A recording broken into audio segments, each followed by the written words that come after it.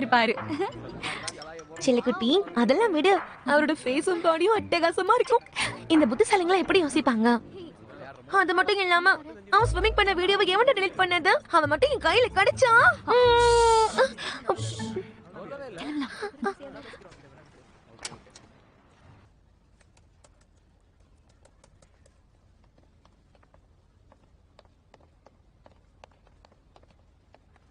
ஈரன் வா இத வாங்கிக்கலாம்.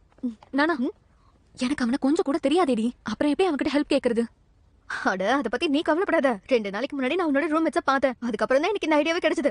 முதல்ல இந்த ரேம் வாங்குவோம், அதுக்கப்புறம் அவன்கிட்ட போய் ஹெல்ப் கேட்போம். ஒருவேளை உங்களுக்கு உன்னோட பேர் தெரிஞ்சிச்சுன்னா அப்புறம் எப்படி ஹெல்ப் பண்ணாம விடுவாங்க?